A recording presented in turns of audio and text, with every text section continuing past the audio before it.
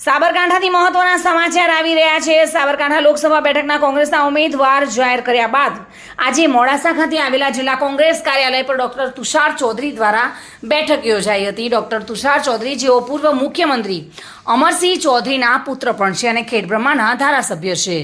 આજે મોડાસા ખાતે બેઠકમાં ઇન્ડિયા ગઠબંધનને લઈને આમ આદમી પાર્ટીના હોદ્દેદારો અને કાર્યકર્તાઓ તેમજ કોંગ્રેસના હોદ્દેદારો અને કોંગ્રેસના કાર્યકર્તાઓ મોટી સંખ્યામાં ઉપસ્થિત રહ્યા હતા। સાબરકાંઠા બેઠકના ભાજપના ઉમેદવાર ભીખાજી ઠાકોરના ચૂંટણી ન લડવાની પોસ્ટ પર તેઓએ પ્રતિક્રિયા આપી હતી અને તેઓએ કહ્યું હતું કે કોંગ્રેસના ઉમેદવારને જાહેર કરતા જ હરીફ પક્ષના ઉમેદવાર પોતાની ઉમેદવારી પાછી ખેંચી છે, એટલે કે ઇન્ડિયા ગઠબંધનને સીધો ફાયદો થશે, કોંગ્રેસની જીત થશે તેવું ડોક્ટર તુષાર ચૌધરીએ આહવાન કર્યું હતું। આવો જાણીશું શું કહ્યું હતું તુષાર ચૌધરીએ।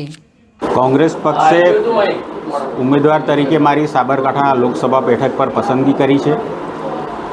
ગત વિધાનસભાના સમીકરણો આપ જોશો તો આમ આદમી પાર્ટી, કોંગ્રેસ અને ભારતીય જનતા પાર્ટીમાં મોટાભાગે મતોનું વિભાજન થયું હતું। આ વખતે ઇન્ડિયા ગઠબંધનમાં આમ આદમી પાર્ટી અને કોંગ્રેસ પાર્ટી સાથે મળીને ચૂંટણી લડી રહ્યા છે, જેના કારણે જે મતો આમ આદમી પાર્ટીને મળેલા એ સીધા આ વખતે કોંગ્રેસ પક્ષને મળશે। એટલે આ સીટ પર કોંગ્રેસનો વિજય નક્કી થઈ ગયો છે અને કોંગ્રેસનો વિજય નક્કી થઈ ગયો છે। હજી અમે તો ફોર્મ નથી ભર્યું, માત્ર ઉમેદવાર તરીકે અમને જાહેર કરવામાં આવ્યા છે। એટલામાં જ હરેક પાર્ટીના ઉમેદવાર પોતાની ઉમેદવારી પાછી ખેંચી લીધી છે।